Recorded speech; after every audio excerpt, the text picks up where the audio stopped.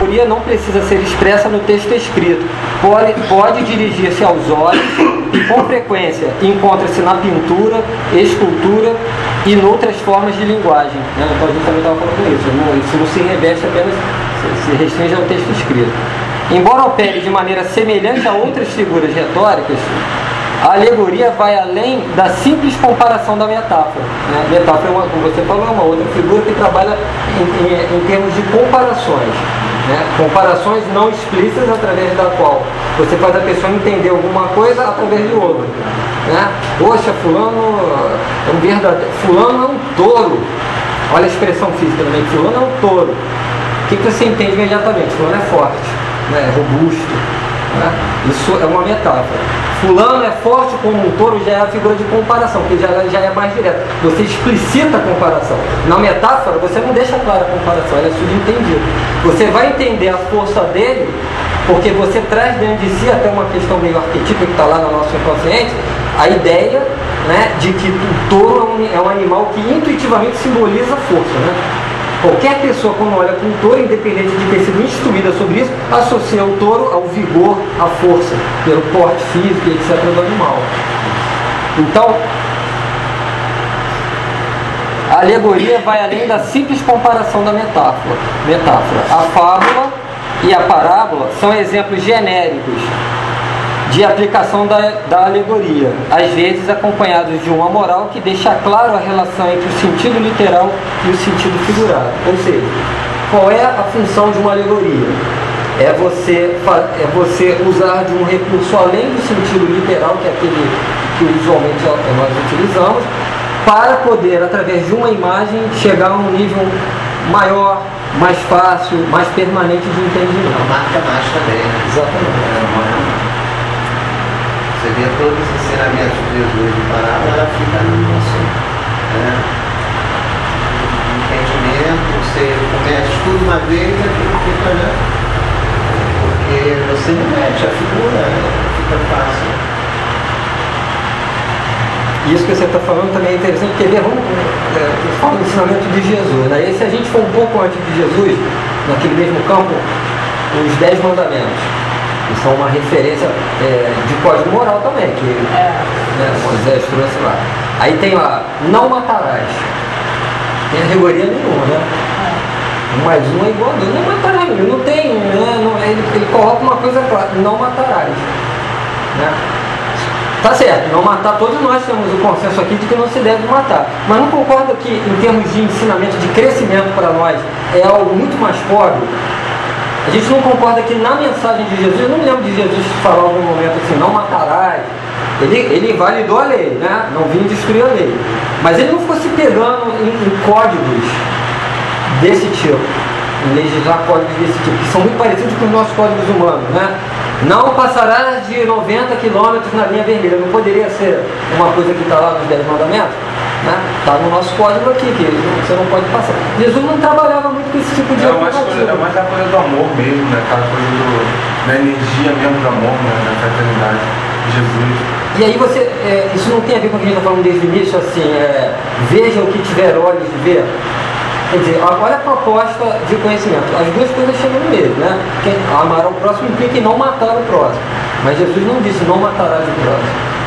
Ele vai no nível mais sutil, ele não vem naquele nível assim, eu vou dizer a vocês o que vocês devem ou não devem fazer. Não matarás, não cobiçarás a mulher do próximo, amarás a teu Deus. Aí é o ensinamento que está vindo legislado, ele está vindo de fora para dentro. Você é imposto. Você vai fazer ou porque tem medo de uma sanção, né? de sofrer alguma consequência daquilo. Jesus não trabalhava nesse nível. Ele fazia o outro ensinamento, mais profundo, que dava a base para que a gente chegasse à conclusão de que a gente não deve matar. Uma legislação que vem de dentro para fora. Tem uma coisa que eu vi do Antigo Testamento, você vê, naquela época era interessante aquilo, mas com o passar do tempo, o modo da gente raciocinar, você já vê que não matarás tem várias conotações. Não matar o ser humano, né? O ser semelhante, não matar a ideia, não matar a fé, não matar os animais, não matar nada, né? Você. Não matar a família. Somente hoje em dia a gente vê muito isso, né? Matar a fé, né? As pessoas querendo que você se converta e né? O adulterar também é levado só para o lado, principalmente da mulher, né? Porque quem adulterava era o homem podia, né? Mas não é, adulterar tudo, adulterar um documento, forjar tudo que você faça. Aí a gente vê. Mas na época, o que Moisés queria dizer era que não era um contexto, não é isso? Aí, com o tempo. Precisava, né, na época, né? Aí depois aí abre o leque. Hoje em dia a gente já pode pensar aí, e a doutrina espírita facilita muito isso, né? Abre mesmo para a gente entender melhor. Isso aqui é interessante, você ver essa questão do abrir o leque, porque em cima do decálogo, o leque abriu pela própria força dos tempos, da evolução das ideias. Mas na mensagem de Jesus, ela é imune a isso, no sentido de que ela não precisou, sempre esteve presente, justamente porque Jesus trabalhou a ideia num outro nível.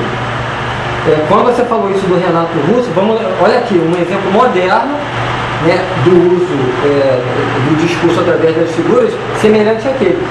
Se, não me cabe aqui dizer se ele era ou não, cada um tem o seu, mas se ele era e escreveu com essa intenção, né, ele se apropriou da arte e desses instrumentos que a arte tem, dessas figurações, para dizer alguma coisa que serviu a todos nós. O Anderson, por exemplo, achou linda a questão fraterna dos meninos e das meninas, mas o público gay, que conhecia o Renato Russo e que tinha essa visão, sabia exatamente o que ele estava escrevendo, o que ele, artista naquele momento, pelo momento de vida dele, etc., não vou ficar aqui julgar, mas que naquele momento ele estava querendo expressar, enquanto artista, poeta, ele conseguiu dizer aquilo para as pessoas que ele saberia, que entenderia, e para o público leigo em geral ficou uma bela peça.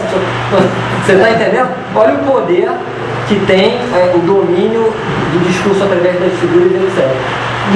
Mal comparando, o que Jesus fez foi isso. Ele usou um artifício que universaliza, em que ele podia falar para todos. Cada um ia conseguir alcançar. Para o romano, era um louco falando umas coisas que não tinha nada a ver, negócio de que jogou a semente, as coisas que não tem nem nexo, entendeu? Para o povo em geral, aquelas figuras associadas à presença e aos exemplos de Jesus entrava direto na alma, como um alento e como um chamado à transformação. Para os doutores da lei mais progressistas, ele estava falando de coisas extremamente elevadas que podiam ser percebidas. Tudo isso naquele mesmo discurso. Né?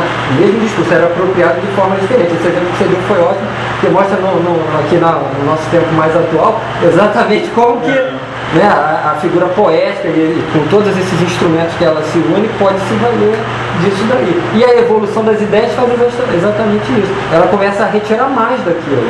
Não matarás, não enfiar uma faca, isso é pouco, entendeu? Isso é pouco. Vamos lá, o que isso quer dizer mais? Que tipo de ser humano é esse que consegue aprofundar a ideia de não matar? E aí, como você falou, começa a nascer um manancial de propostas, de vida, etc., que se tira daí, né? Porque se você ficar ligado só o Moisés, a ideia que Moisés queria, a gente está salvo. A maioria da gente está salvo. Né? O que o estudo porque a maioria está condenada. Não, a maioria está condenada, porque é o que você fala com ela, da realidade. A nossa realidade atual, nos olhos 10 mandamentos, calma muita coisa, né? Mas eu digo, o que Moisés queria, né? Não matar, é matar o semelhante. Então, estamos falando da gente. A gente não mata, né? O adúltero, ele estava falando da mulher. Também, entendeu? Então, naquele sentido dele, por isso que a gente vê outras doutrinas, que cada um tem seu entendimento, eles veem com muita facilidade a salvação. Porque se baseia naquilo ali, está muito. A salvação é aquilo, você regulou ali, né? Está praticamente salvo, deu a salvação. Qual é a característica desse tipo de religião? Claro que de forma alguma a gente está querendo aqui criticar ninguém, até porque a gente não está com essa bola toda, né? Vamos ser sinceros. Não é nem por nada, simplesmente porque a gente não está realmente com essa bola toda. Mas pegando lá quando Kardec fala da questão da caridade, que ele substitui a máxima A nova máxima é fora da caridade não é salvação, mas ele diz que em substituição, fora da igreja não há salvação. Porque era justamente isso que ele está falando. Até ali, se cumpriu aquela cartilha, foi a missa ou ao culto lá no domingo, não matou ninguém, entendeu? E ao culto é adorar a Deus. Aí tu começa, você roubou? Não roubei. Mal sabendo que durante a semana, você negou imposto, ao invés de te vender 100 gramas de açúcar, cobrou 100 gramas, mas vendeu 90, mas ele não roubou, porque explicitamente ele não chegou lá e roubou. O cara chegava no domingo de noite a dormir, ele se sentia o melhor dos cristãos, porque ele cumpria a igreja, a regra, a cartilha, dava o dízimo e tudo, então ele estava bem. Aí Kardec veio e disse, não, olha, isso aí não adianta. Jesus mesmo deixa claro, eu entendo assim, quando ele fala do jovem rico, e ele pergunta, o jovem pergunta ele, o que eu preciso para alcançar o reino dos céus? Aí você já pratica a lei, a lei de Moisés? Pratica, então vai, vende tudo, dá os pobres e volta, e voltou. Quer dizer, mostrou a ele que a salvação não era só aquilo. Não era só. Mas como eu assim, mostra isso também no exemplo. Eu acho que tem muitos exemplos daí, nós temos, mas Francisco de Assis é um exemplo.